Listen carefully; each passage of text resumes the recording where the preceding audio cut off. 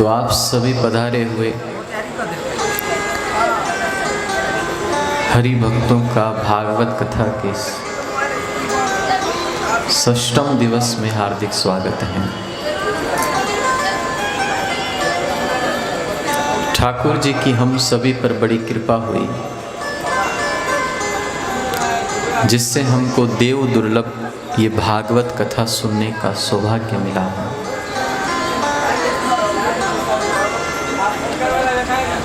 भागवत जी में लिखा है, भाग्योदयेन बहुजन्म समर्जितेन सत्संगमं च लभते पुरुषो यदावि।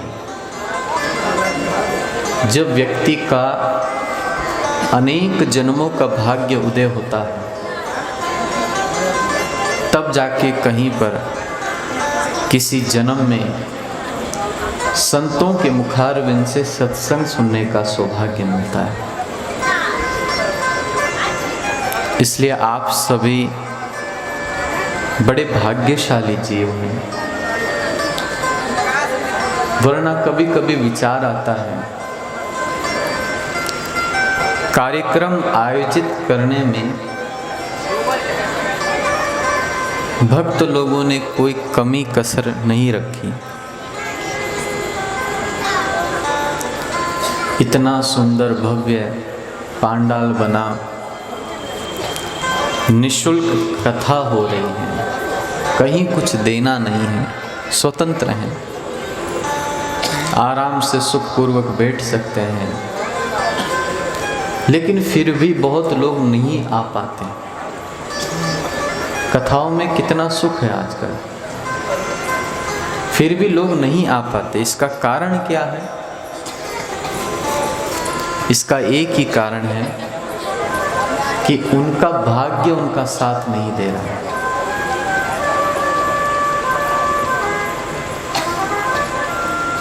बहुत लोग जो आना चाहते हैं लेकिन नहीं आ पा रहे हैं, इसका मतलब उनका भाग्य साथ नहीं दे रहा है। हाँ, उनकी बात तो क्या कहें, जो आना ही नहीं चाहते, जिनकी इच्छा ही नहीं है कि हम आए। लेकिन जो आना चाहते हैं लेकिन किसी न किसी कारणवश नहीं आ पा रहे हैं, तो उनका भाग्य इतना है नहीं। लेकिन आप यहाँ पर हैं, इसका मतलब ये है कि आपका भाग्य है। तो ऐसे भाग्यशाली जीवों को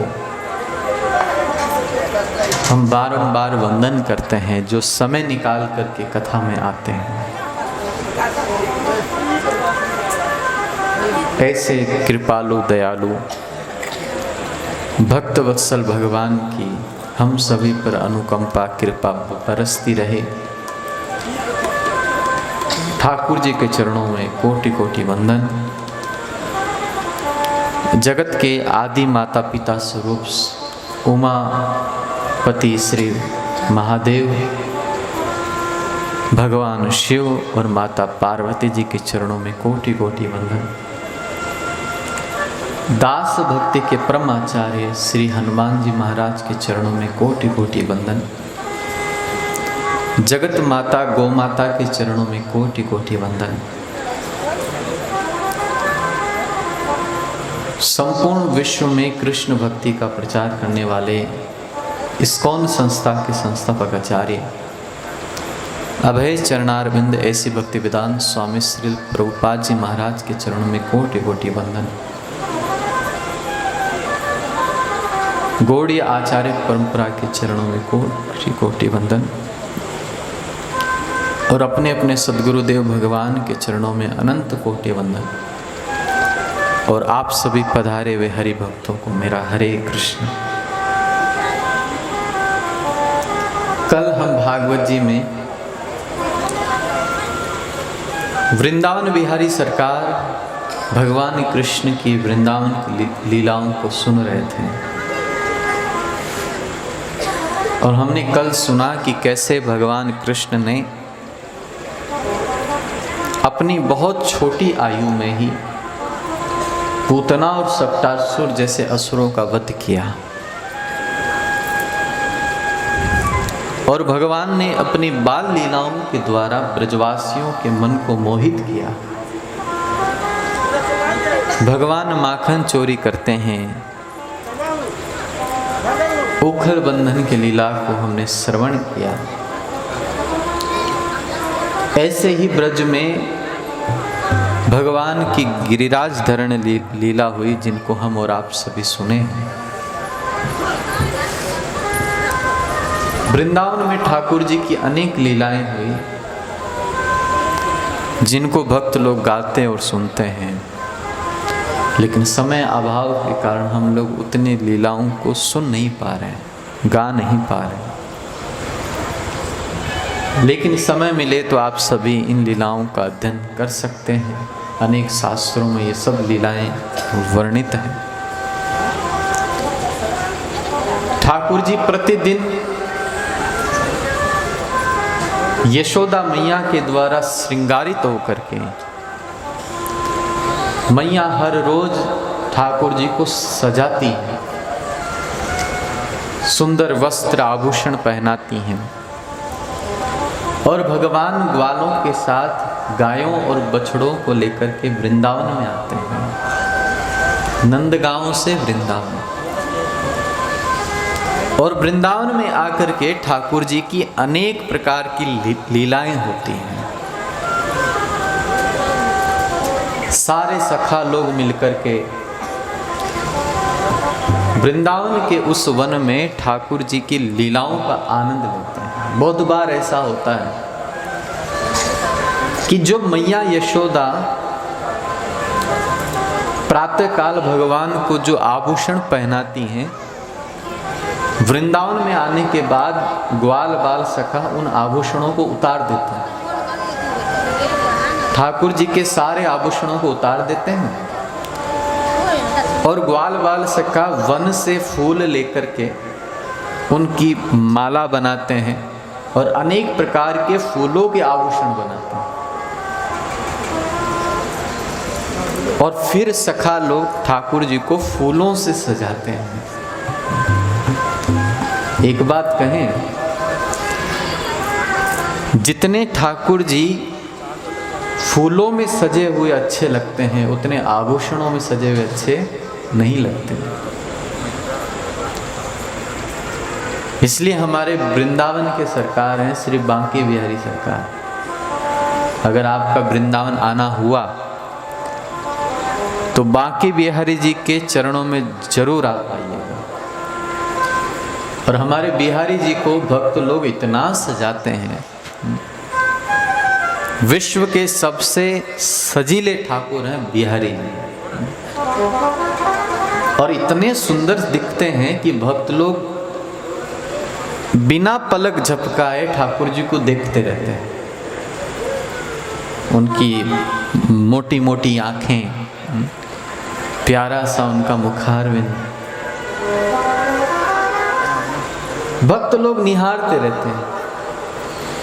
तो जो उनके आचार्य लोग हैं ना, जो सेवा करते हैं, गोस्वामी लोग, उनको भय है कि भक्त लोग आते हैं कितने ही और भगवान को एक टक से देखते रहते हैं, निहारते रहते हैं, तो कहीं भक्तों के प्रेम में पिघल करके ऐसा ना हो जाए कि ठाकुर जी हमको छोड़ करके उन्हीं के साथ निकल पड़े।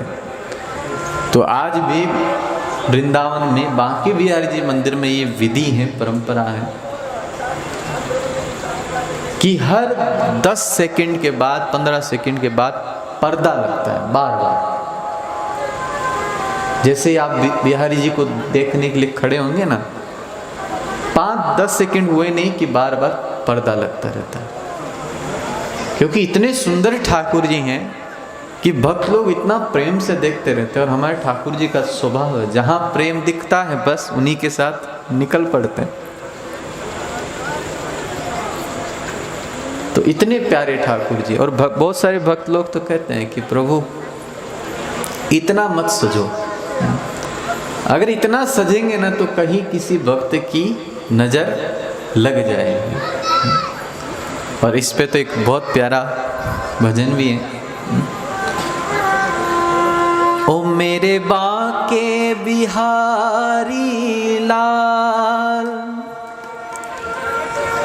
मेरे बाके बिहारी लाल, तू इतना ना करियो श्रृंगार, नजर तो है लग जाएगी,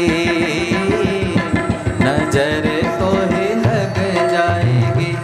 मेरे बाके बिहारी लाल, तू इतना ना करियो श्रृंगार, नजर तो है लग जाएगी प्यार, नजर तो है लग जाएगी।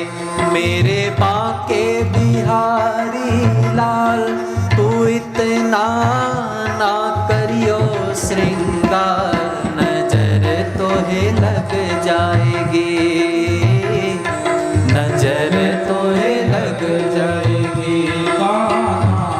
नजर तो है लग जाएगी।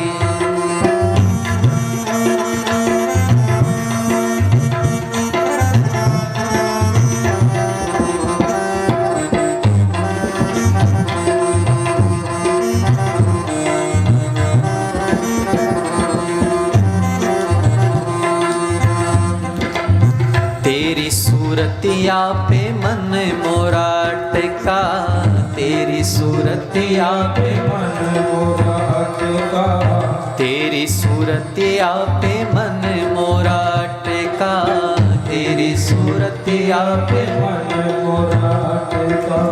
प्यारा सा लागे तेरा पीला सा पटका, प्यारा सा लागे तेरा पीला सा पटका, ओ प्यारा सा लागे तेरा पीला सा पटका, प्यारा सा लागे तेरा पीला सा पटका। तेरी टेढ़ी मेढ़ी चाल,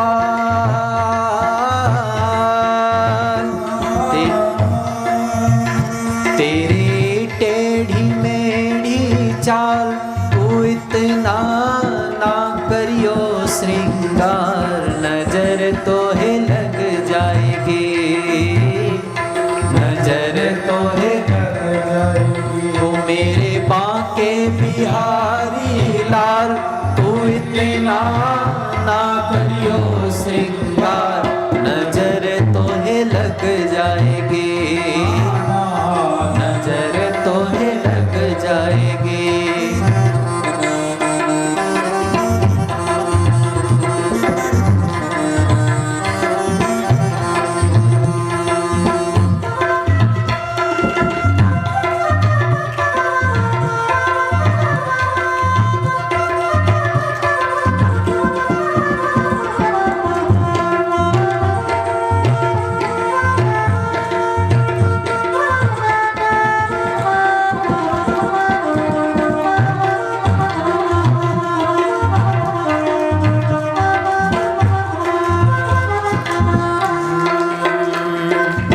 तेरी मुरलिया पे मन मोरा टिका, तेरी मुरलिया पे मन मोरा टिका।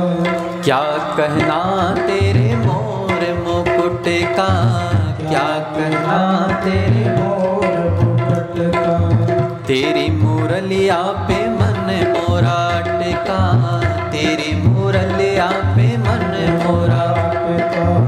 क्या कहना तेरे मोर मुकुट का, क्या कहना तेरे मोर मुकुट। तेरे घुंघरू वाले बाल,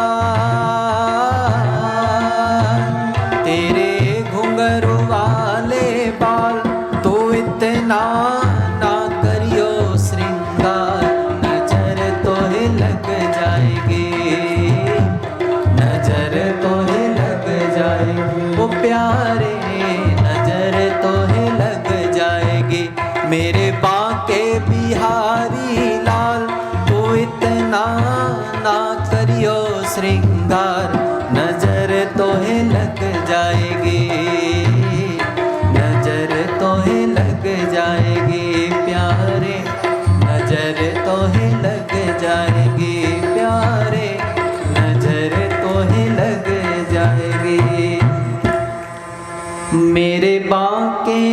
बिहारी लाल, तू इतना ना करियो श्रृंगार, नजर तो है लग जाएगी। भक्त लोग कहते हैं प्रभु आप इतना मत सजिए।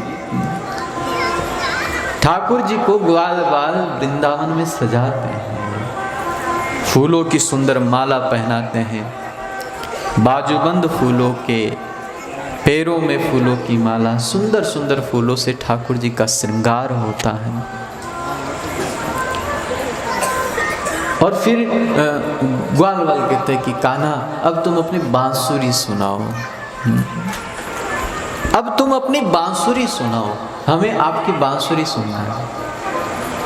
और फिर भगवान कृष्ण जब बांसुरी बजाते हैं, ऐसी बांसुरी बजती हैं ठाकुर जी की, सूरदास जी तो कहते हैं बांसुरी बजाए आज नंद को मुरारी, बांसुरी बजाए आज नंद को मुरारी, ऋषि मुनि मंत्र भूले शिव समाधि तारी, ऋषि मुनि मंत्र भूले शिव समाधि तारी, वेद पढ़त ब्रह्मा भूले भटके ब्रह्मचारी, वेद पढ़त ब्रह्मा भूले भटके ब्रह्मचारी, बांसुरी बजाए आज नंद को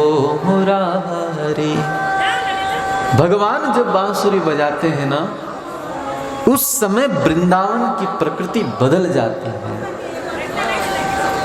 भगवान की बांसुरी को सुनकर के बहने वाली यमुना स्थिर हो जाती है, यमुना का जल स्थिर हो जाता है। और बांसुरी की धुन को सुनकर के जो स्थिर पत्थर हैं वो प्रेम के कारण बहने लगते हैं। अद्भुत वृंदावन की प्रकृति हो जाती है, वृक्ष लोग झूमने लगते हैं, वनचर जीव भगवान के पास आकर के भगवान को निहारने लगते हैं, हिरन आदि, मोर आदि। और गौ माता जो घास खाती रहती हैं, भगवान की बांसुरी को सुनकर के मुंह में घास तो है लेकिन चबाना भूल जाती हैं। और ग्वाल बाल सखा भगवान की प्यारी बांसुरी को सुनकर के बड़े आनंदित होते हैं। और इस बांसुरी के दम पर भगवान कृष्ण तीनों लोगों को अपने चरणों में झुका देते हैं। बड़े बड़े योगी महात्मा जो निराकार ब्रह्म के ध्यान में रहते हैं, जिनका संसार के रूप रंग से कोई मतलब नहीं, लेकिन ऐसे योगी लोग जो समाधि में हैं, लेकिन जब कान में भगवान की बांसुरी का स्वर पड़ता है ना, तब उनकी समाधि टूट जाती है। बड़े बड़े अमलात्मा, विमलात्मा, योगी, ब्रह्मचारी, मुनि जब भगवान की बांसुरी सुनते हैं तो उनका मन भगवान के प्रति पिघल जाता है। ऐसे हैं हमारे ठाकुर जी। और भगवान की बांसुरी के बारे में तो भक्त लोग कहते हैं कि बड़े आश्चर्य की बात है, ये बांसुरी बांस की है, इतना ये बांसुरी हमको सताती है, न सोने देती हैं न खाने देती हैं। इस बांसुरी को सुनकर तो घर के काम काज भी हम भूल जाते हैं। भगवान जब बांसुरी बजाते थे तो गोपिकाएं इस बांसुरी की धुन में इतनी मग्न हो जाती थी कि अपना सब कुछ भूल जाती थी, सब कुछ, सब कुछ। कभी जीवन में हमें भी भगवान की बांसुरी सुनने का सौभाग्य मिले। और ये कान भगवान ने दिए ही इसलिए हैं। ये संसार का कचरा तो बहुत इन कानों में डाल लिया, मन गंदा ही हुआ है। लेकिन अब जीवन हमारा ऐसा बन जाए इन कथाओं को सुन सुनकर, कीर्तन को सुन सुनकर, कि मन में हो कि हे गोविंद, अब इन कानों की सार्थकता तो तभी होगी जब आपका बांसुरी का स्वर सुनने को मिलेगा। जगत के साज बाजों से हुए हैं कान अब बहरे। बहुत सुन लिया, लेकिन अब ऐसा समय आए कि आपकी बांसुरी की नाद सुनने को मिले। भक्तजन, वृंदावन के सखा लोग भगवान की बांसुरी को सुनते हैं। सखा लोग उस वृंदावन के पावन वन में भगवान के साथ खेल खेलते हैं। खेल हो रहा है, एक पक्ष में भगवान कृष्ण हैं, एक पक्ष में बलराम जी हैं, और सखा लोग आधे आधे हो जाते हैं। जब खेल आरंभ होता है तो खेल का नियम होता है कि जो हार जाएगा वो घोड़ा बनेगा और जो जीतेगा वो उस घोड़े के ऊपर बैठेगा। ऐसा होता है नियम। और जब खेल आरंभ हो जाता है तो हमेशा क्या होता है कि भगवान कृष्ण हार जाते हैं, ठाकुर जी हार जाते हैं। और जब हार जाते हैं ना तो जो ग्वाल वाले सखा हैं वो कहते हैं कि कान्हा, अब तुम हार गए हो, अब तुम घोड़ा बनो, हम तुम्हारे पीठ पर बैठेंगे। ठाकुर जी बोलते हैं, मैं और घोड़ा, तुमको पता नहीं है, हमारे जो बाबा है ना, इस ब्रज वृंदावन के मालिक हैं, नंद बाबा, मैं उनका पुत्र हूं, वो राजा हैं, मैं राजकुमार हूं, मैं घोड़ा नहीं बनूंगा। जब ठाकुर जी ये सब बोलते हैं तो ग्वाल बाल सखा है ना, ठाकुर जी एकदम डांट देते हैं। और यहाँ तक भक्त लोग कहते हैं कि ग्वाल बाल सखा गाली दे करके ठाकुर जी को अपनी टीम से बाहर निकाल देते हैं। पूरी दुनिया में भगवान की आरती स्तुति होती है, लेकिन ब्रज वृंदावन क्षेत्र ऐसा है जहाँ पर भगवान की आरती स्तुति नहीं होती, भक्त लोग उनको प्रेम से गाली भी दे देते हैं। सखा लोग भगवान को डांट देते हैं, खेल से बाहर निकाल देते हैं कि तुम अगर घोड़ा नहीं बनोगे ना तो तुम हमारे साथ खेलोगे नहीं। भगवान बोलते ठीक है, हम खेलेंगे ही नहीं, हम अपना अलग सा खेल खेल लेंगे। सखा लोग बोलते हैं हाँ ठीक है, निकलो निकलो। अब ठाकुर जी खेल छोड़ करके, सखाओं का साथ छोड़ करके यमुना के किनारे बैठ करके मिट्टी में कोई खेल खेलने लगते।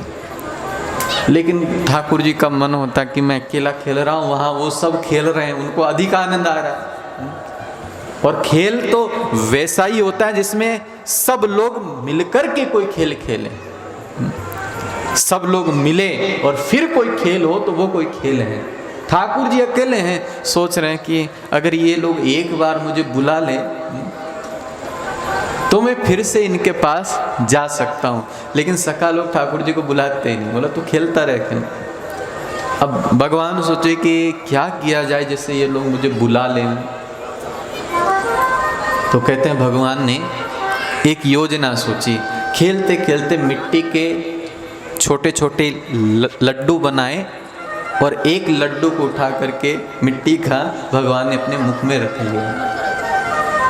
और जैसे ही मुख में रख रहे थे उस समय बलराम जी की दृष्टि पड़ गई। बलराम जी दूर से बोले, अरे कान्हा वो मिट्टी है। अब भगवान को लगा कि हाँ इन्होंने मुझे देखा है, तो भगवान भी थोड़े वो उसमें आ गए, हाँ मिट्टी है तो क्या खाएंगे।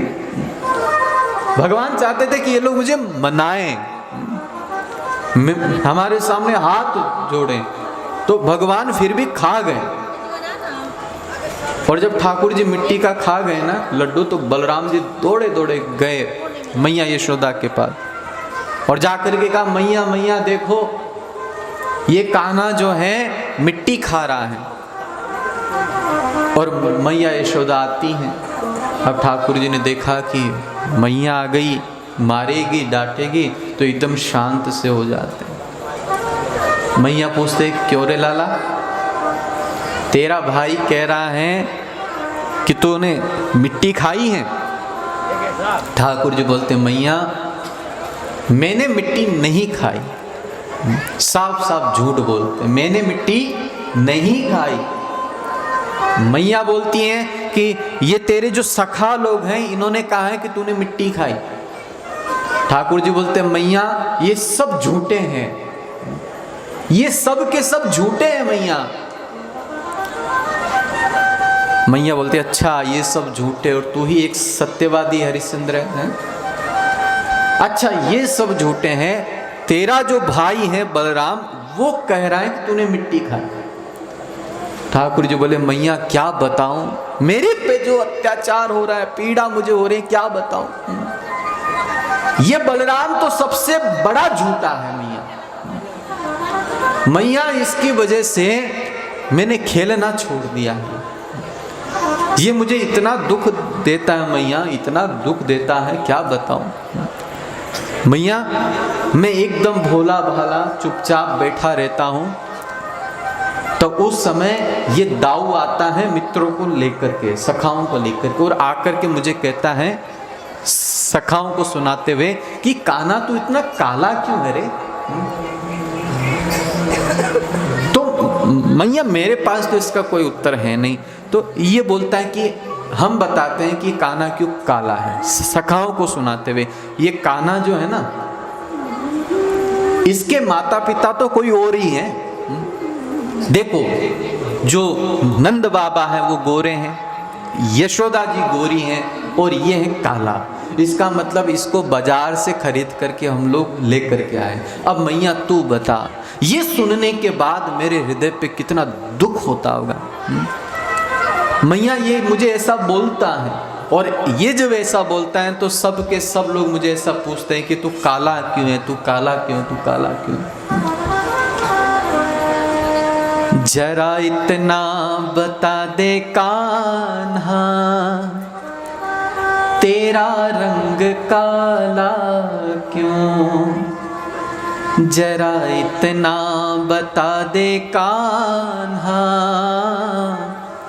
तेरा रंग काला क्यों, तू काला हो कर भी जग से निराला क्यों, तू काला हो कर भी जग से निराला क्यों।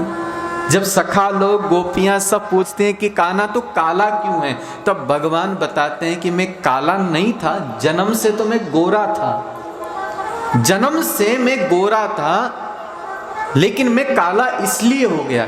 किस लिए? मैंने काली रात में जन्म लिया, मैंने काली रात में जन्म लिया, और काली गाय का दूध पिया। मैंने काली रात में जन्म लिया ना, इसलिए मेरे शरीर का रंग हो गया काला, और काली गाय का दूध पिया इसलिए मैं हो गया काला। और मेरे कंधे पर जो काली कामर है ना, कंबल, उसका रिफ्लेक्शन मेरे शरीर पर पड़ता है, छाया मेरे शरीर पे पड़ती है। मैं हूं तो गोरा, लेकिन कंबल रखने के कारण मैं काला दिखता हूं। मेरी कमरे भी काली है इसलिए काला हूं। तो सखा लोग बोलते हैं अरे झूठे, ऐसा होता है क्या कभी है? कोई अगर रात में अगर जन्म ले तो उसके शरीर का रंग क्या काला हो सकता है? कोई अगर काली गाय का दूध पिए तो क्या वो काला हो सकता है? झूठा है। सच सच बता तू काला क्यों है? फिर ठाकुर जी असली वजह बताते हैं। ठाकुर जी कहते हैं, सखी नैनों में मुझको बैठाती है। जो गोपियां लोग होते हैं भगवान को आंखों में बसा लेती हैं। सखी नैनों में मुझको बसाती है, और नैनों में मुझको बैठाती है। अरे कजरे का रंग काला इसलिए काला हूँ, कजरे का रंग काला इसलिए काला हूँ गाती हैं। और काजल लगाने के बाद उन काली काली आंखों में मुझे बैठा लेती हैं, बसा लेती हैं। अब आंखों में काजल हैं, मैं हूँ गोरा, लेकिन आंखों में मुझे बैठा लेते हैं, इस कारण मैं काला हो जाता हूँ। ये तो अच्छा था कि द्वापर युग में एक ही रंग का काजल था, काला। अगर अभी होता तो हरा होता, लाल होता। तो वृंदावन की ये सब लीलाएं, ठाकुर जी के साथ ग्वाल बालों की मस्ती। भगवान माँ से कहते हैं कि मैया ये सब झूठे हैं, झूठ बोल रहे हैं, मैंने मिट्टी नहीं खाई। मैया कहती अच्छा, तूने अगर मिट्टी नहीं खाई तो ऐसा कर, मुंह खोल, तू मुंह खोल, मैं देखूंगी। और जब ठाकुर जी मुंह खोलते हैं, सुखदेव जी कहते हैं परीक्षित, भगवान के मुंह खोलने पर मैया यशोदा ने भगवान के छोटे से मुख में पूरे संसार को देखा। पूरे संसार को मैया ने देखा, अनगिनत ब्रह्मांड, सूर्य, चंद्र, पर्वत, नदी, पहाड़, यहां तक अपने आप को भी मैया ने देखा है। मानो भगवान ने जो कहा कि मैया मैंने मिट्टी नहीं खाई, इसका मतलब आचार्य लोग ऐसा कहते हैं कि भगवान ये कहना चाहते हैं कि मैया मैंने अकेले ने मिट्टी नहीं खाई, ये देखो मेरे अंदर पूरा संसार है, सबने मिट्टी खाई है, सब लोगों ने मिट्टी खाई। भगवान ने मिट्टी भक्षण की लीला करके एक संदेश दिया है कि ब्रज वृंदावन की जो मिट्टी है ना, उसमें जो स्वाद है, उसमें जो जादू है, वो संसार के किसी भी पदार्थ में नहीं है। ऐसा है ब्रज वृंदावन। इसलिए भैया जीवन में कभी समय मिले ना तो एक बार वृंदावन अवश्य आना चाहिए। और वृंदावन आकर के वहाँ की जो मिट्टी है, रज है, उसको लेकर के अपने सिर पे जरूर लगाएं। थोड़ी सी रज को अपने मुख में डालें। क्यों? क्योंकि वहाँ की जो रज है ना, वो बड़ी दिव्य है। 11 साल तक भगवान, और आज भी वहाँ पर हैं भगवान, नंगे पैर पूरे ब्रज 84 कोस में घूमे हैं भगवान। और कितने ही भक्त लोग, बड़े बड़े सिद्ध लोग वृंदावन में रहे हैं, आज भी हैं। तो वहाँ की जो भूमि है बहुत दिव्य है, बहुत दिव्य है। अपने जीवन के सारे पाप ताप सब कुछ खत्म हो जाते हैं एक बार वृंदावन में आकर के उस रज को अपने शीश पर अगर लगा लें। संसार से मुक्ति तो ऐसे ही हो जाती है।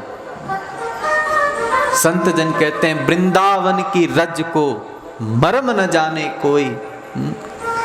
वृंदावन जो है उसकी जो रज है वो परम श्रेष्ठ है, परम श्रेष्ठ। मुक्ति कहे गोपाल से मेरी मुक्ति बताए, ब्रज रज उड़े शीश चढ़े तो मुक्ति मुक्त हो जाए। जो मुक्ति पूरे संसार के जीवों को मुक्त करती हैं, वो मुक्ति गोपाल से, ठाकुर जी से कहती कि मेरी मुक्ति कैसी हो, कैसे होगी। तो भगवान कहते हैं कि ब्रज रज अगर शीश पे लगेगी तो हे मुक्ति तुम्हारी भी मुक्ति हो जाएगी। इसलिए ऐसे वृंदावन में जरूर आना चाहिए, जरूर आना चाहिए। संत लोग तो गाते हैं, अरे वृंदावन जाने का जे चाहता है, वृंदावन जाने का जे चाहता है, वृंदावन जाने का जे चाहता है, वृंदावन जाने का जे चाहता है। वृंदावन में बाके बिहारी, वृंदावन में बाके बिहारी, वृंदावन में बाके बिहारी, वृंदावन में बाके बिहारी, मेरे बाके बिहारी, बाके बिहारी मेरे बाके बिहारी,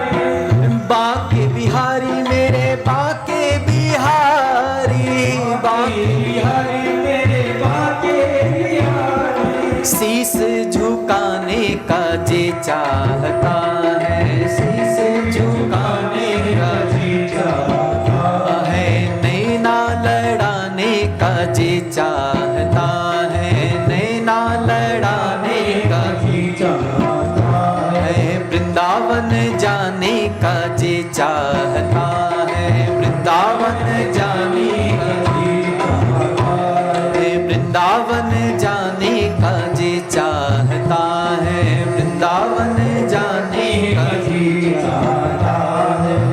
वृंदावन में संत बहुत हैं, वृंदावन में संत बहुत हैं, वृंदावन में संत बहुत हैं, वृंदावन में संत बहुत हैं। शीश झुकाने का जे चाहता है, शीश झुकाने का जे चाहता है, शीश झुकाने का जे चाहता है, शीश झुकाने का जे चाहता है। वृंदावन जाने का जे चाहता है, वृंदावन जाने का जे चाहता है। वृंदावन में यमुना महारानी, वृंदावन में यमुना महारानी, वृंदावन में यमुना महारानी, वृंदावन में यमुना महारानी। गोता लगाने का जे चाहता है, गोता लगाने का जे चाहता है। वृंदावन जाने का जे चाहता है, वृंदावन जाने का जे चाहता है। राधे राधे गाने का जे चाहता है, राधे राधे गाने का जे चाहता है। वृंदावन जाने का जे चाहता है, वृंदावन जाने का जे चाहता है। हो राधे राधे गाने का जे चाहता है। ऐसा ब्रज वृंदावन है, एक बार कोई चला जाए तो राधा नाम की छाप उसके हृदय पे लग जाए। आप आइए वृंदावन, फिर देखिए कैसे भक्ति नहीं होगी। अरे रोम रोम में राधा नाम बस जाएगा, कृष्ण आपकी आंखों में बस जाएंगे, और कोई न कोई संत की कृपा होगी तो संसार के बंधन से मुक्त हो जाएंगे, भगवत प्रेम की प्राप्ति हो जाएगी। इसलिए जीवन में एक बार तो समय निकाल करके आप वृंदावन अवश्य आइएगा, जरूर आइएगा। ऐसा ब्रज वृंदावन का धाम है। अनेक भगवान की लीला ब्रज क्षेत्र में हो रही है। सुखदेव जी महाराज कथा सुनाते हुए कहते हैं कि वृंदावन की एक बहुत प्रसिद्ध लीला हुई, जिसे हम और आप सभी रास लीला के नाम से जानते हैं। जो गोपिकाएं कात्यायनी देवी की उपासना की हैं और माँ कात्यायनी देवी से ये वर मांगा है कि नंद बाबा का जो लड़का है, नंद गोप का जो लड़का है, वो हमारा पति बने। ब्रज वृंदावन की गोपियां ये चाहती हैं, और देखिए ऐसा चाहने में कोई अपराध नहीं है। हम लोग बहुत बार कभी कभी जो जानते नहीं है, शास्त्र को पढ़े नहीं है, भक्त नहीं है, वो कभी कभी ऐसी शंका करते हैं कि कृष्ण का चरित्र कैसा है। अनेक गोपियों के साथ ये रहता है, रास करता है, छेड़ता है, वस्त्र हरण करता है। विचार आता है ना बहुत लोगों के मन में। लेकिन एक बात बताइए कि कृष्ण है कौन? कृष्ण कौन है? पहले हमको ये समझ लेना चाहिए। हमारे महाराज जी कहते हैं और भी संत महात्मा कहते हैं, कृष्ण लीला पढ़ने से पहले कृष्ण को अगर समझना है कि कृष्ण कौन है, तो इसके लिए भगवत गीता जरूर पढ़ना चाहिए। जिस व्यक्ति ने ईमानदारी से भगवत गीता पढ़ ली है, उसके मन में कभी भी कृष्ण लीला को लेकर के कोई संदेह आएगा नहीं, क्योंकि भगवान ने भगवत गीता में स्पष्ट रूप से कहा है कि मैं इस संसार का मालिक हूँ, अहम सर्वस्व प्रभो, मैं सबका प्रभु हूँ, मालिक हूँ, माता दाता पितामह, मैं सबका माता पिता हूँ। अहम कालोस्मि, मैं काल हूँ, मृत्यु हूँ। मतलब भगवान ने भगवत गीता में अनेक श्लोकों में ये बात कही है कि मैं ईश्वर हूं, परम ईश्वर हूं, सबका पति हूं। तब आप विचार कीजिए कि जो सबका मालिक है पहले से ही, जो सबके पति हैं पहले से ही, पति शब्द का अर्थ होता है जो पालन करे। संसार में जो स्त्री के जो पति होते हैं ना, पुरुष, उनको इसलिए पति कहा जाता है क्योंकि वो पालन करते हैं। लेकिन संसार के पति तो सिर्फ शरीर का पालन करते हैं, लेकिन भगवान तो ऐसे पति हैं जो शरीर का तो पालन करते ही हैं, साथ ही साथ में हम आत्माओं का भी पालन करते हैं। हमारे वास्तव में अगर कोई पति हैं, पालन करने वाले हैं, मालिक हैं, तो भगवान हैं। और जो ब्रज वृंदावन की जो गोपिकाएं हैं वो कोई साधारण स्त्री नहीं है। जब भगवान राम का अवतार हुआ तब अनेक ऋषि मुनियों ने, अनेक उस समय स्त्रियों ने राम जी के प्रति ये भाव रखा कि राम हमारे पति बने। अब जब ये इच्छा हुई तो उस समय राम जी तो मर्यादा पुरुषोत्तम थे, एक नारी व्रत था उनका। तो उस समय राम जी ने जिन जिन लोगों ने ये इच्छा की कि राम जी हमारे पति बने, उन लोगों की इच्छा द्वापर युग में पूरी की है। और द्वापर युग में भगवान ने अनेक स्त्रियों को पुनः ये अवसर दिया जन्म दे करके कि आप हमको पा सकते हैं। यहाँ तक बड़े बड़े ऋषि महात्मा भी द्वापर युग में गोपी का रूप लेकर के भगवान के साथ आनंद पाए हैं, सेवा किए हैं। और गोपी शब्द का अर्थ ही होता है जो अपनी इंद्रियों को पी जाए, अपने शरीर को पूर्ण रूप से कृष्ण में डुबो दे, जिन्हें शरीर का, स्वयं के शरीर का, संसार का कोई सुध बुध ना हो, वो गोपी हैं। इसलिए कभी भी मन में ऐसा गंदा विचार हमको नहीं लेकर के आना चाहिए कि ये गोपिकाएं, ये सब तो पता नहीं क्या है। कृष्ण लीला जो है ना वो भक्तों के लिए है। जो भक्त हो जाते हैं, जो कृष्ण को भगवान स्वीकार लेते हैं, उनके लिए कृष्ण लीला है। इसलिए आप देखिए भागवत कथा में सुखदेव जी ने भी परीक्षित जी को पहले अन्य अन्य भगवान के जो अवतार हुए उनकी कथाओं को सुनाया, अन्य भक्तों की कथाओं को सुनाया। और फिर अंत समय में जब थोड़े ही दिन बचे थे परीक्षित जी महाराज के, तब उस समय कृष्ण लीला को कहना आरंभ किया। मतलब पहले कृष्ण लीला की, कृष्ण कथा की भूमिका सुखदेव जी ने बनाई है और अब कृष्ण कथा आरंभ की है। तो भगवान कृष्ण की लीला जो है बड़ी अद्भुत है, और उसमें भी रास लीला गोपियों के साथ, वो तो बड़ी अद्भुत। ये रास लीला ऐसी लीला है जिसमें भगवान शिव ने भी आने की इच्छा की है। नित्य वृंदावन में रास होता है, नित्य, हमेशा, आज भी होता है। वृंदावन में निधिवन है जहां पर ठाकुर जी का रास अभी भी होता है।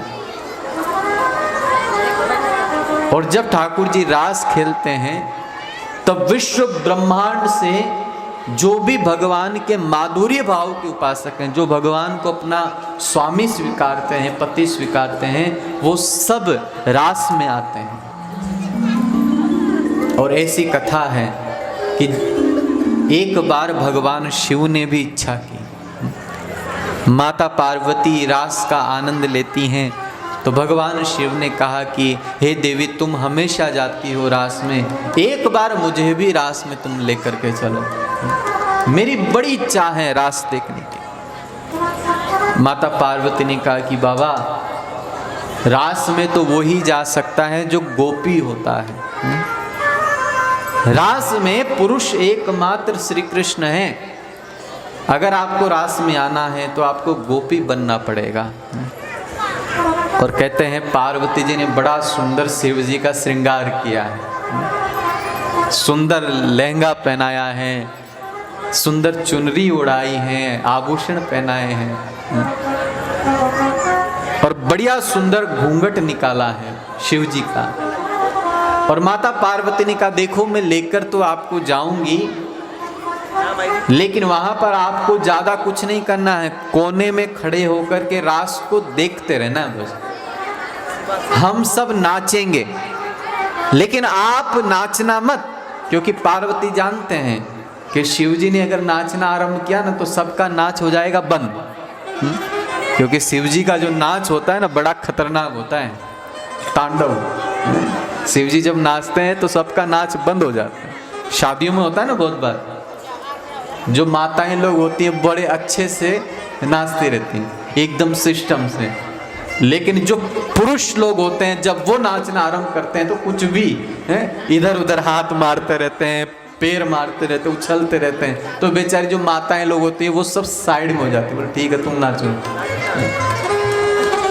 तो शिव जी का जो नाच है वो ऐसे ही है कुछ। माता पार्वती ने कहा कि आप चुपचाप जाकर के वहां पर बस बैठ जाना, देखते रहना। शिव जी ने कहा बिल्कुल बिल्कुल। अब जब रास में आए हैं भोले बाबा, शिव जी ने एक कोना देखा, वहां पर खड़े हुए घूंघट निकाल करके और देख रहे कहाँ श्याम सुंदर हैं, कहाँ श्री कृष्ण हैं। और थोड़ी देर में भगवान श्री कृष्ण राधा रानी को साथ में लेकर के जब आए हैं रास में, भगवान श्री कृष्ण ने सभी गोपिकाओं को अपने पास में बुला लिया और फिर भगवान ने बड़ी प्रेम की बंसी बजाई है। और जब बड़ी प्रेम की बांसुरी बजी है ना, तब सबको आनंद आने लगा।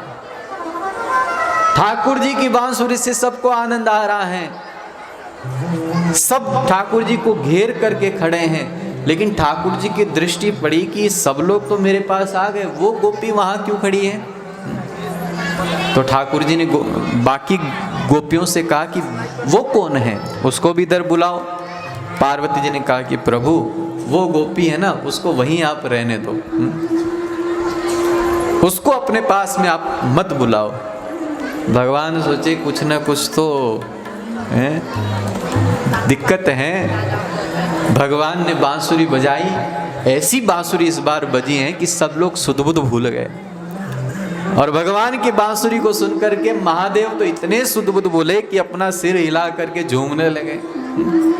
और जैसे ही महादेव सिर हिला हिला कर झूम रहे हैं, अब महादेव के गले में जो सांप है उसको भी आनंद आया, तो घूंघट में से बाहर निकल करके सर्प देवता भी नाचने लगे। और फिर क्या था, मस्ती चढ़ी, महादेव के सिर से जो चुनरी थी वो हट गई। और भगवान श्री कृष्ण समझ गए, अरे ये तो हमारे सखा आए हैं, सखी का रूप लेकर के। भगवान कृष्ण ने महादेव को अपने हृदय से लगाया और रास का सुख देने के लिए भगवान शिव को गोपी का वेश प्रदान किया। आज भी वृंदावन में भगवान शिव का एक मंदिर है जिनका नाम है गोपेश्वर महादेव। वहां पर भगवान शिव का श्रृंगार होता है जिससे गोपियों का श्रृंगार होता है। ऐसा अद्भुत ये रास है, अद्भुत रास। ठाकुर जी ने वृंदावन में गोपिकाओं को रास का सुख देने के लिए सुंदर बांसुरी बजाई है। और जब भगवान की बांसुरी बजी है, सारी गोपिकाएं अपना काम धाम छोड़ करके भगवान के पास आने लगी। कुछ गोपिकाएं अपने घर के कार्यों में व्यस्त थी, भोजन बना रही थी, भोजन को छोड़ दिया। कुछ गोपिकाएं अपने सास ससुर पति की सेवा में थी, सेवा छोड़ दी। कुछ गोपिकाएं घर के अन्य कार्यों में व्यस्त थी, श्रृंगार में थी। कुछ गोपिकाएं अपना श्रृंगार कर रही थी। जैसे ही बांसुरी की ध्वनि को सुनी, जो होठों पर लगाना चाहिए था वो आंखों पर लगा लिया, और जो आंखों पर लगाना चाहिए था वो होठों पर लगा लिया। खो गई हैं और भाग रही हैं, भाग रही हैं, भाग रही हैं, भाग रही हैं। और भागते भागते भागते सब लोग वृंदावन के उस वन में यमुना के किनारे शरद पूर्णिमा की रात्रि को कदम के वृक्ष के नीचे भगवान बांसुरी बजा रहे हैं, ठाकुर जी को आकर के निहार रही हैं, भगवान को निहार रही हैं गोपिकाएं। भगवान ने सबसे पहले स्वागत किया है। सुखदेव जी कहते हैं भगवान पीता रात्रि सरदोत फुल्ल मल्लिका विक्षरन्तो मनश्चक्रे योग मायामुपाश्रितः। भगवान ने स्वागत किया है, स्वागत है आपका। लेकिन भगवान ने पूछा कि आप क्यों आई हैं? अच्छा, ये शरद पूर्णिमा की रात्रि को वृंदावन को देखने के लिए आई है। अच्छा, आप लोग मुझे देखने के लिए आई हैं, है ना? देख लिया, अब आप जाओ, अब आप जाओ। गोपिकाओं ने कहा प्रभु ये तो अन्याय है। एक तो आपने हमको बुलाया, बांसुरी सुनाई, और हम जब आपकी सेवा में आई हैं तो आप हमको त्याग रहे हैं। ऐसा मत कीजिए। भगवान ने कहा कि तुम लोग परिवार वाली हो, तुम्हारे पति हैं, तुम यहाँ क्यों आई? गोपिकाओं ने कहा प्रभु सत्य सत्य आप बताइए कि हम जीवों के वास्तव में पति कौन है? ये संसार के पति तो इस शरीर से संबंध रखते हैं, लेकिन प्रभु हमारा और आपका संबंध तो आदि काल से है प्रभु। गोपिकाओं की जब ये बात ठाकुर जी ने सुनी, भगवान ने गोपिकाओं को स्वीकार किया है और कहते हैं भगवान ने गोपिकाओं की सेवा की है। भागवत में सुंदर वर्णन है इस कथा का। जब गोपियों ने देखा कि भगवान हमारे साथ हैं, तब उस समय सुखदेव जी कहते हैं गोपिकाओं को थोड़ा सा अभिमान आ गया कि हम कितनी भाग्यशाली हैं कि भगवान हमारे साथ हैं। और जैसे ही अभिमान आया, भगवान गोपिकाओं को छोड़ करके अंतर ध्यान हो गए, अदृश्य हो गए। और उस समय गोपिकाएं बहुत दुखी हुई हैं, और दुख में गोपिकाओं ने एक गीत गाया है भगवान को पुकारने के लिए, जिसे गोपी गीत कहते हैं। गोपिकाएं कहती हैं हे प्रभु जयति तेधिकम जन्मना ब्रज श्रयत इंदिरा सस्वदत्र हे दैत्य दृश्यतां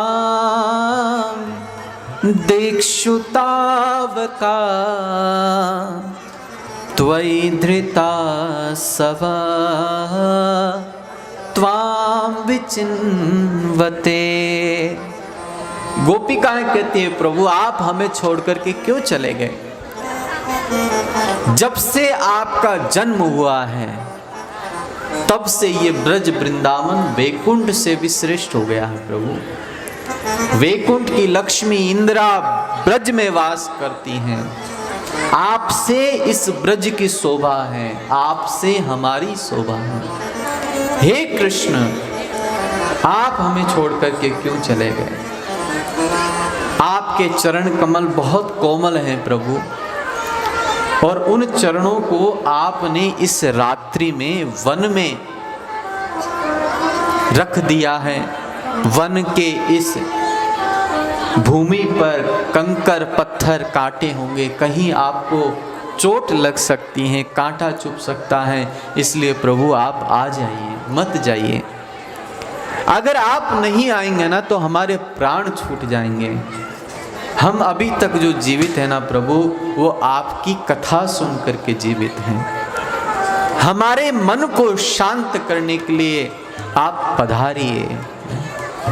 जब गोपिकाओं ने इस प्रकार से स्तुति गाई है तो भगवान स्तुति को सुनकर के गोपिकाओं के सन्मुख आ गए। भगवान को बुलाने का उपाय गोपिकाओं ने बताया है कि भगवान को अगर बुलाना है ना तो भगवान को गीत सुनाओ, भगवान की स्तुति गाओ, भगवान के नाम का कीर्तन करो, तो भगवान हमारे पास आ जाए। और जब ठाकुर जी पास में आए हैं, फिर उस समय जो ब्रज वृंदावन में सुंदर महारास हुआ है, सुंदर सा महारास श्री राधा रानी जी हैं, ठाकुर जी हैं और अनंत गोपिकाएं हैं। और भगवान की उस समय अद्भुत लीला हुई। जितनी गोपिकाएं हैं उतने ही ठाकुर जी हो गए, और सबके साथ फिर भगवान ने जो रास किया है वो रास परम अद्भुत है। आइए हम भी रास का भजन के माध्यम से आनंद लें। ओ मीठे रस से भरोड़ी राधा रानी लागे, ओ महारानी लागे, ओ माने कारो कारो जमुना जीरो पानी लागे। ओ मीठे रस से भरोड़ी राधा रानी लागे, ओ महारानी लागे, माने कारो कारो जमुना जीरो पानी लागे। ओ मीठे रस से भरोड़ी राधा रानी लागे, ओ महारानी लागे, ओ माने कारो कारो जमुना जीरो पानी लागे। मीठे रस से भरोड़ी राधा रानी लागे, ओ महारानी लागे, ओ माने कारो कारो जमुना जीरो पानी लागे। हो पानी लागे जी माने पानी लागे, हो पानी लागे जी माने पानी लागे। ओ मीठे रस से भरोड़ी राधा रानी लागे, महारानी लागे, ओ माने कारो कारो जमुना जीरो पानी लागे। मीठे रस से भरोड़ी राधा रानी लागे, ओ महारानी लागे, माने कारो कारो जमुना जीरो पानी लागे।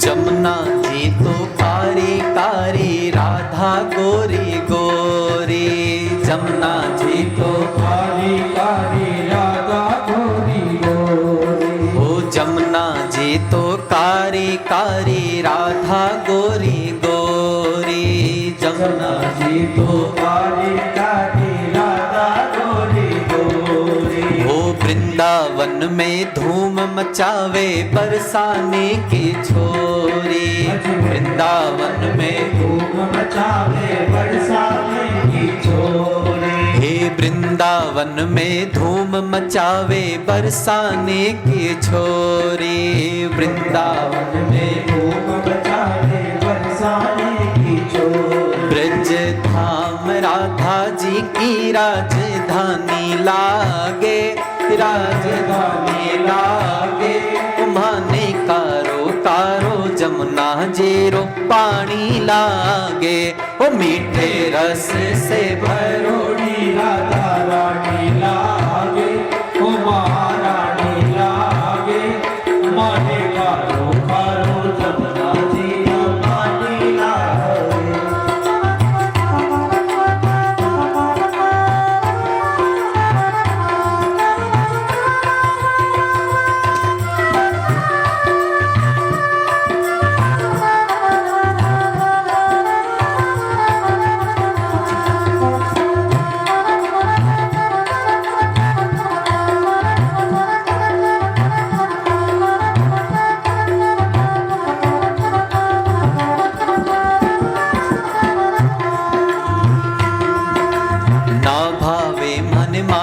मिसरे अब ना कोई मिठाई, ना भावे मन माखन मिसरे अब ना कोई मिठाई।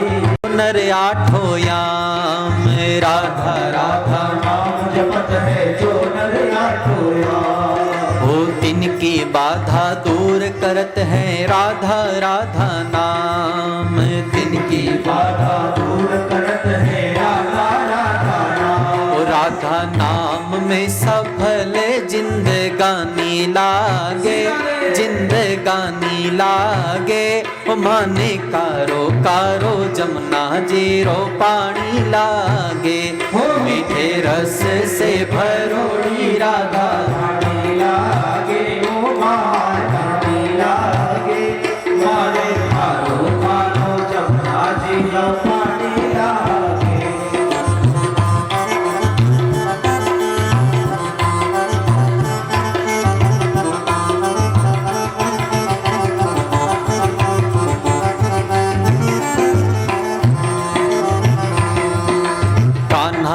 मुरली ने टेरत सुमरत बारंबार। कान्हा नित मुरली ने टेरत सुमरत बारंबार। कोटिन रूप धरे मनमोहन तौ न पावे पार। कोटिन रूप धरे मनमोहन तौ न पावे पार। रंग रूप की छबीली पटरानी लागे, पटरानी लागे। माने कारो कारो जमुना जीरो पानी लागे। मीठे रस से भरोड़ी राधा रानी लागे। महारानी लागे माने कारो कारो जमुना जीरो पानी लागे। माने कारो कारो जमुना जीरो पानी लागे। माने कारो कारो जमुना जीरो पानी लागे। ओ माने कारो कारो जमुना जीरो पानी लागे। ओ मीठे रस से भरोड़ी राधा रानी लागे। महारानी लागे। ओ माने कारो कारो जमुना जीरो पानी लागे। बोले श्री रास बिहारी भगवान की जय। ठाकुर जी की सुंदर रास लीला ब्रज में हुई, आज भी होती हैं। जो भक्त हैं, प्रेमी हैं, उन्हीं को रास का दर्शन हो पाता।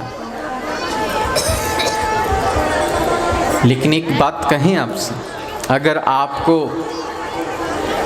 रास का आनंद लेना है, आपकी इच्छा है कि हम तो अभी से आज से ही रास का आनंद लें, तो संत जन इसकी भी एक सुविधा बताते हैं। अगर आप रास का सुख लेना चाहते हैं तो इसका उपाय यह है कि आप भगवान के नाम का माला के ऊपर जप कीजिए। माला के ऊपर जो भक्त लोग जप करते हैं ना, तो जैसे माला घूमती है तो ऐसा ही लगता है जैसे मानो रास हो रहा हो। और जो माला होती है ना, उसमें 108 मोती होते हैं और एक मुख्य मोती होता है जिसे सुमेरु मोती कहते हैं। तो जो मुख्य मोती होता है वो कृष्ण स्वरूप है, बाकी के जो मोती हैं वो गोपिकाओं के रूप में है। तो मानो भक्त जन माला फेरते समय ये भाव लाते हैं, ये सुख अनुभव करते हैं कि जैसे रास हो रहा है। और जब कृष्ण नाम जब हम उच्चारण करते हैं तब वही कीर्तन है, वही गीत है। और ऐसा करते करते करते जब मन का अभ्यास हो जाता है तब फिर भगवान अपने इस दिव्य लीला का रस भी हमको देते हैं। इसलिए आपसे प्रार्थना है कि आप भगवान के नाम का खूब जप कीजिएगा, खूब हरि नाम का आप जप कीजिए, ये आपसे प्रार्थना है। बहुत लोग भक्त कहते हैं कि महाराज जी आप कहते हैं हरि नाम का जप करना चाहिए, और हमारे मन में भी ऐसा भाव आता है कि हाँ हमको हरि नाम का जप करना चाहिए, लेकिन जब तक कथा सुनते हैं, कथा में होते, तब तक ये भाव होता है। जैसे ही कथा पूरी हो जाती है तो फिर धीरे धीरे धीरे धीरे ये भाव मिटने लग जाता है, भक्ति छूट जाती है। और होता ही ऐसा है कि माला भी अगर हम ले लें हाथ में, 2-3 दिन होएगी और फिर धीरे धीरे माला छूट जाएगी, है ना। ये इसलिए होता है क्योंकि हमको भक्तों का संग नहीं मिलता, साथ नहीं मिलता। हम जैसा करना चाहते हैं अगर वैसे लोगों का साथ मिले, उसी भाव वाले भक्तों का, तो हमारा फिर भक्ति कभी छूटेगा नहीं। तो इसके लिए एक सुविधा है आपके लिए, हमने भक्तों का एक संग बनाया है, समूह बनाया है।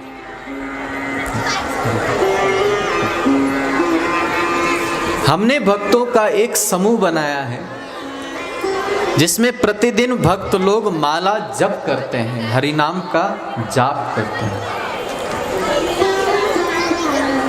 और जो भक्त माला जप करता है वो फोन के ऊपर हमको SMS डाल देता है कि आज मेरी इतनी माला हो गई। रात को सोने से पहले पहले जब भी वो सोए, 9 बजे, 10 बजे, 12 बजे, जब भी वो सोए, तो दिन भर में ही कितनी माला हुई हैं वो SMS के द्वारा हमको बता देता है। ऐसे बहुत सारे भक्त लोग हैं पूरे भारत से। तो ऐसा करने से क्या होता है कि एक भाव होता है कि प्रतिदिन हम महाराज जी को बताएंगे कि हमने ऐसे माला की है आज का। और जिस दिन मैसेज नहीं आता है तो हमारी ओर से मैसेज आता है कि आज की माला क्यों नहीं हुई, है ना। हम पूछते भी हैं। तो एक भाव होता है कि हमको माला करना है। तो अगर आप चाहते हैं कि इस संग से आप जुड़ें, प्रतिदिन भगवान का नाम जप करें, चाहे आपके पास अभी माला हो या ना हो, लेकिन एक इच्छा है कि हम जप करें प्रतिदिन और भी भक्ति संबंधित जानकारी हम प्राप्त करें, ज्ञान लें, तो आप हमसे संपर्क कर सकते हैं, जुड़ सकते हैं। आपके हाथ में एक स्टिकर आज है, स्टिकर है ना आज आपके, जिसमें हरि नाम लिखा है, महामंत्र, हरे कृष्ण महामंत्र लिखा है, ऐसा स्टिकर आपको आज दिया गया है, आपके हाथ में है वो। उसमें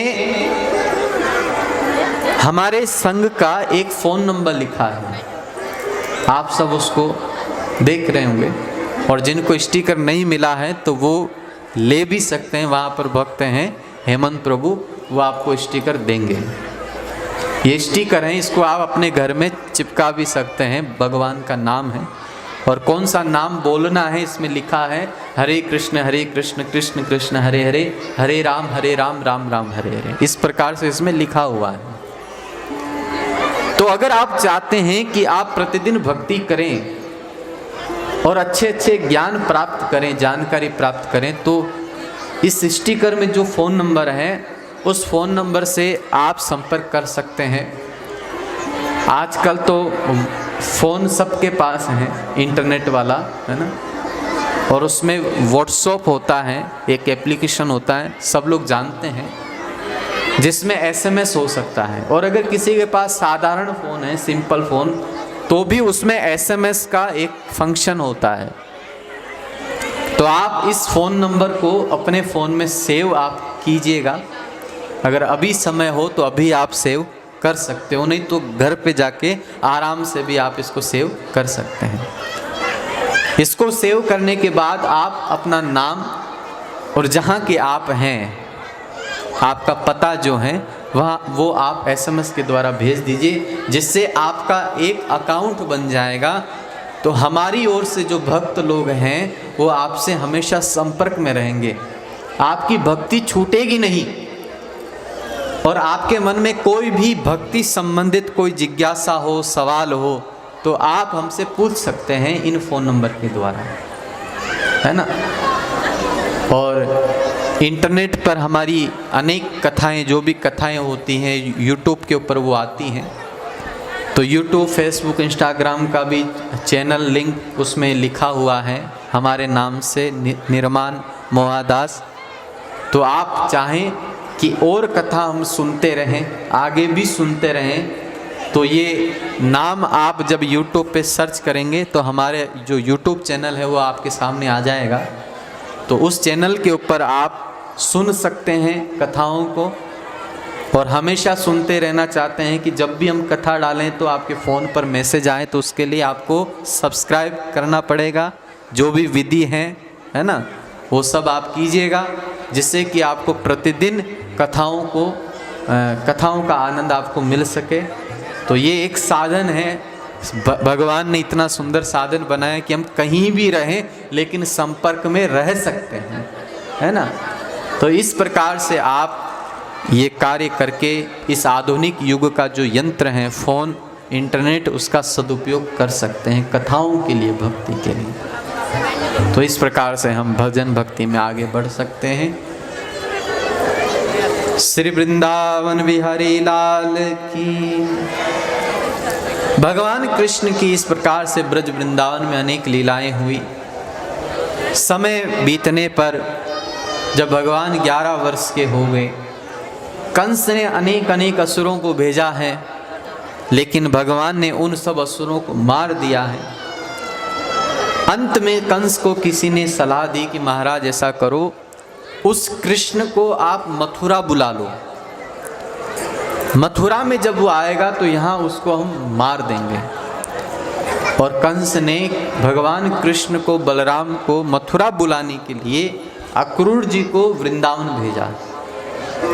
अक्रूर जी भगवान कृष्ण के चाचा हैं, वसुदेव जी के भाई हैं। तो अक्रूर जी जब वृंदावन में आए हैं, नंद बाबा यशोदा जी से अक्रूर जी ने कहा कि मैं कृष्ण बलराम को मथुरा लेकर जाना चाहता हूँ। नंद बाबा यशोदा जी ने पहले तो साफ साफ मना कर दिया, लेकिन भगवान कृष्ण ने जिद की कि हमको जाना है, एक दिन के लिए हम जाएंगे और फिर हम आ जाएंगे, एक बार आप हमको जाने दो। जब भगवान कृष्ण ने ये इच्छा व्यक्त की कि हमको जाने दो, हम जल्दी आ जाएंगे, तब न चाहते हुए भी यशोदा जी ने और नंद बाबा ने कहा ठीक है जाओ, लेकिन जल्द ही वापस आ जाना। लेकिन उनको क्या पता था कि कृष्ण अब जा रहे हैं तो वापस आएंगे नहीं। भगवान कृष्ण ने यहाँ पर ये शिक्षा दी।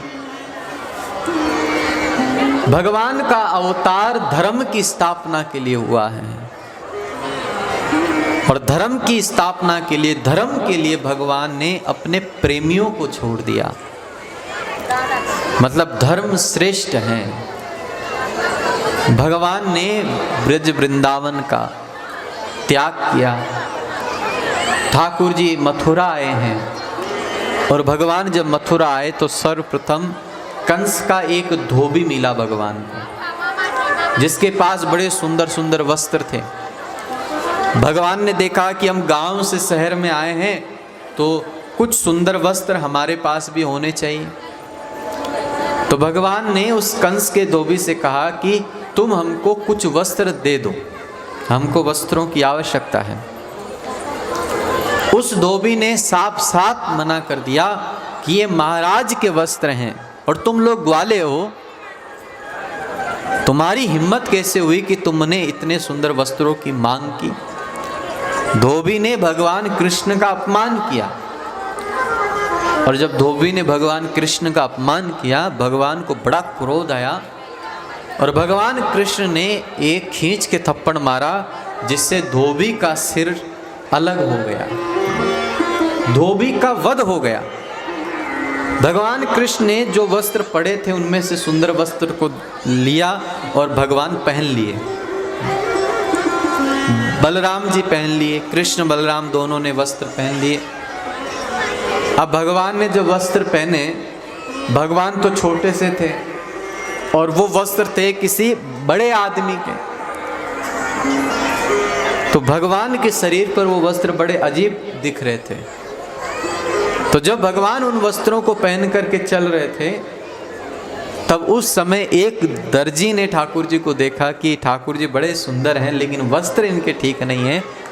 दर्जी ने विनती की कि प्रभु आप हमें सेवा का अवसर दीजिए, ऐसे हम आपके लिए वस्त्र बनाएंगे, इन वस्त्रों को सुधार देंगे जो कि आपको बहुत सुंदर लगेंगे।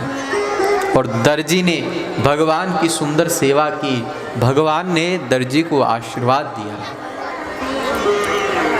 आगे भगवान चले सुंदर वस्त्र पहन करके, तो मथुरा की सड़क पर एक माली मिला जो सुंदर सुंदर हार लेकर के खड़ा था।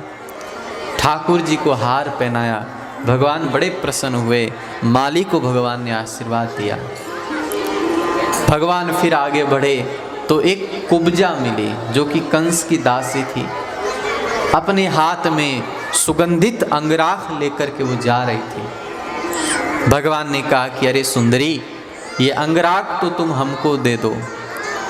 कुब्जा को लगा कि ये तो कंस का अंगराग है, उसके शरीर पर लगता है, लेकिन वास्तव में ये सुगंधित अंगराग तो इन श्याम सुंदर को लगे तो ही आनंद आएगा।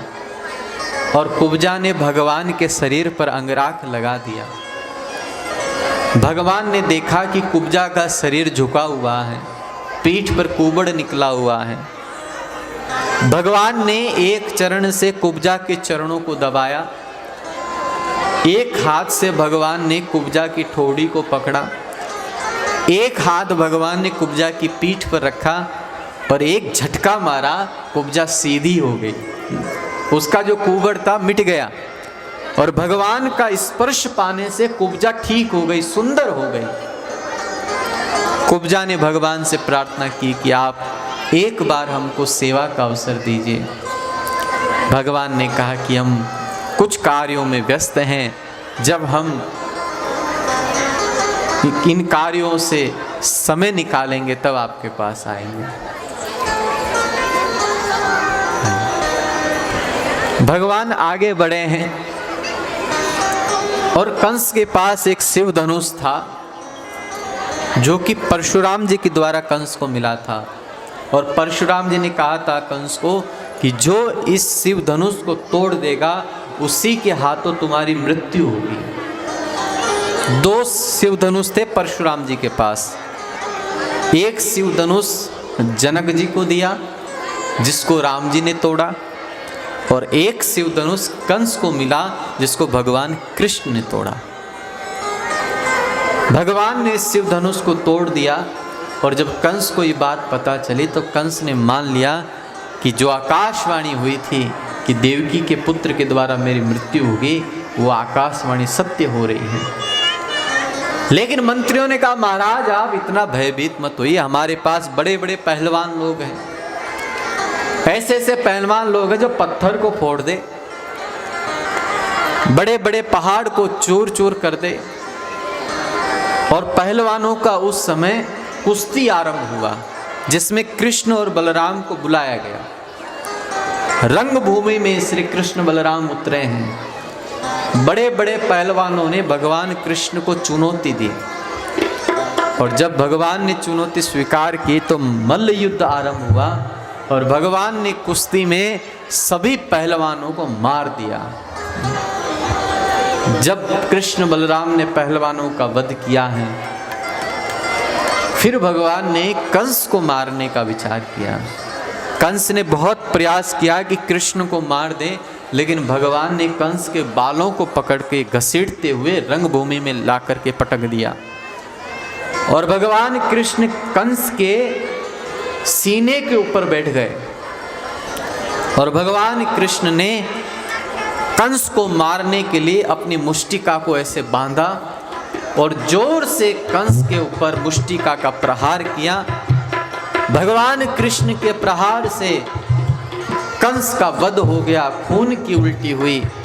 और सुखदेव जी कहते हैं कि कंस का भगवान ने वध किया ना, वास्तव में कंस का उद्धार हो गया। बोलिए कंस मर्दन भगवान की जय। कंस का वध हुआ, मथुरा कंस के अत्याचारों से मुक्त हो गई।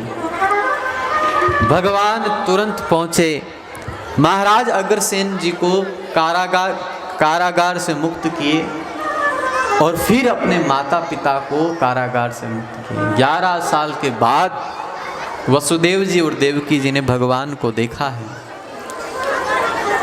बड़े प्रेम से मिले हैं माता पिता, बहुत प्रेम से। फिर भगवान मथुरा में ही रह गए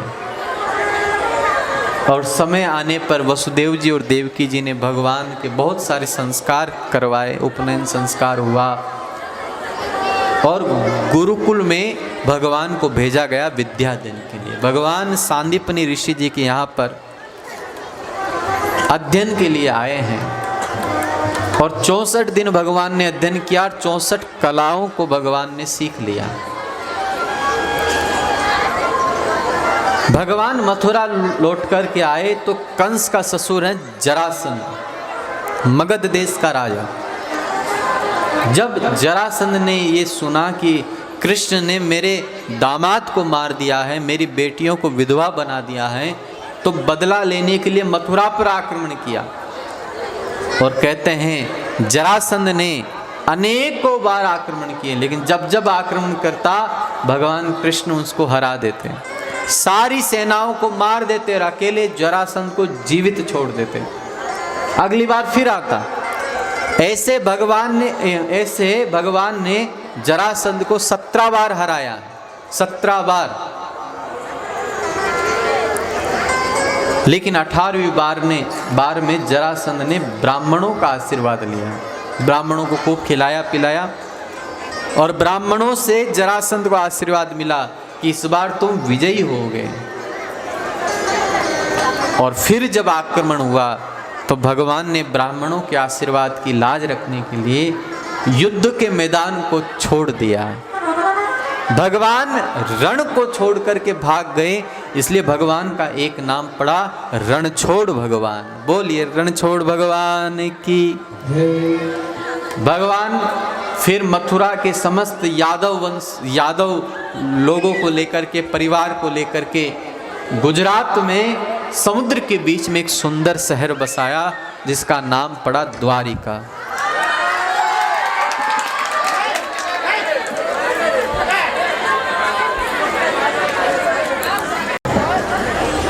इस प्रकार से द्वारिका बसाई।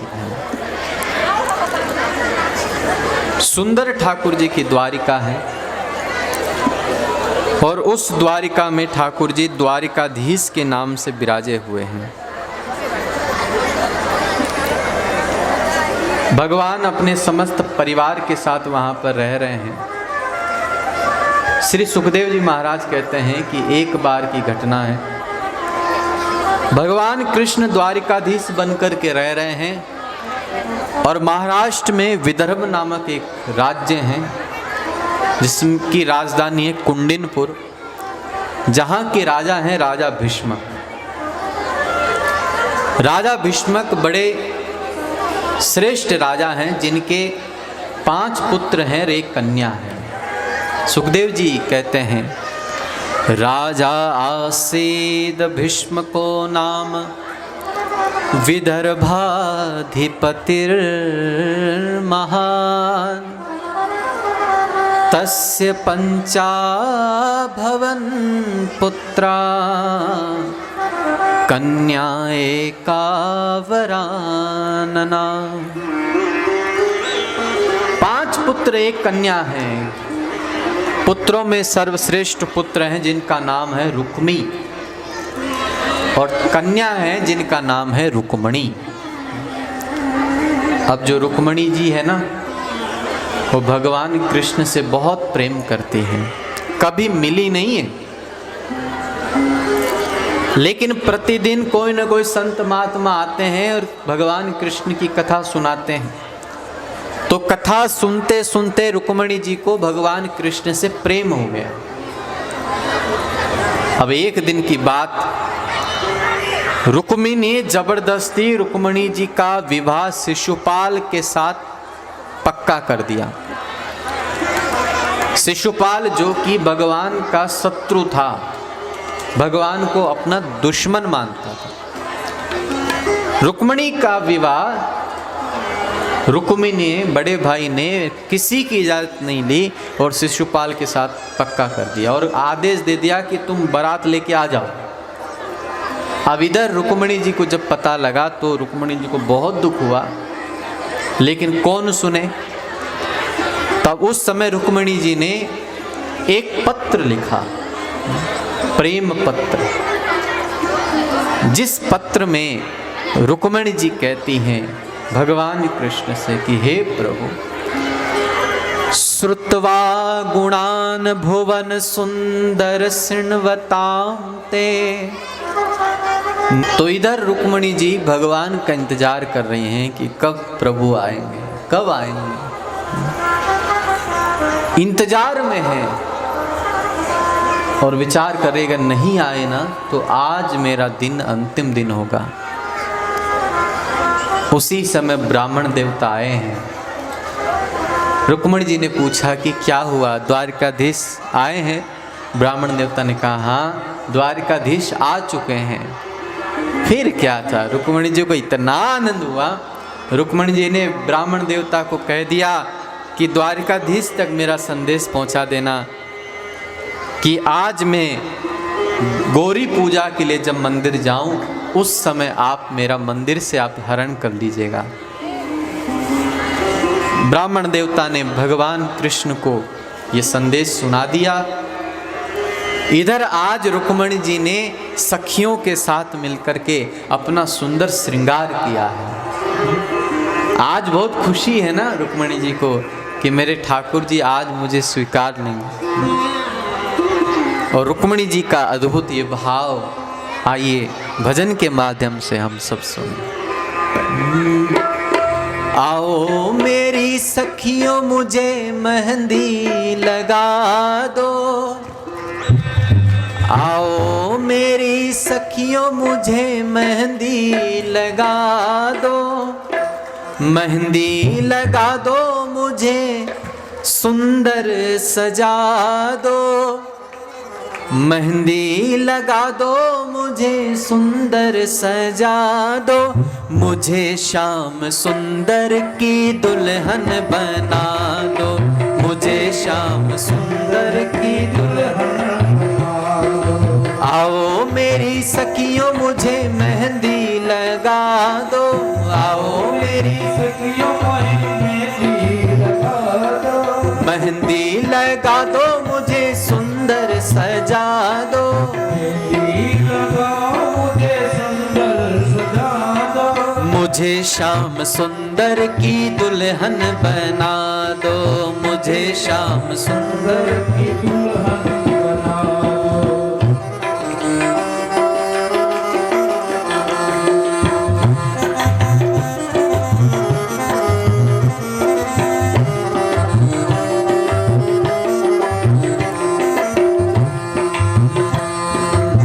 सत्संग में मेरी बात चलाई, सत्संग में मेरी बात चलाई, सतगुरु ने मेरी कीनी सगाई, सतगुरु ने मेरी कीनी सगाई, उनको बुलाते हथ लेवा तो करा दो, उनको बुला के हथ लेवा तो करा दो, मुझे श्याम सुंदर की दुल्हन बना दो, मुझे श्याम सुंदर की दुल्हन बना दो। आओ मेरी सखियों मुझे मेहंदी लगा दो, आओ मेरी सखियों मुझे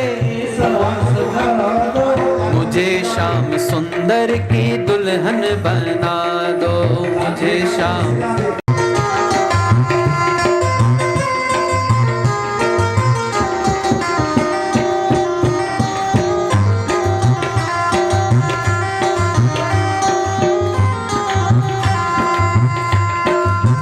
ऐसी ओढ़ चुनरी रंग नाही छूटे, ऐसी ओढ़ चुनरी रंग नाही छूटे, ऐसा वरु दुल्हा जो कबू ना छूटे, ऐसा वरु दुल्हा जो न छूटे, अट अटल सुहाग वाली बिंदिया लगा दो, अटल सुहाग वाली बिंदिया लगा दो, मुझे श्याम सुंदर की दुल्हन बना दो, मुझे श्याम सुंदर की दुल्हन बना दो। आओ मेरी सखियों मुझे मेहंदी लगा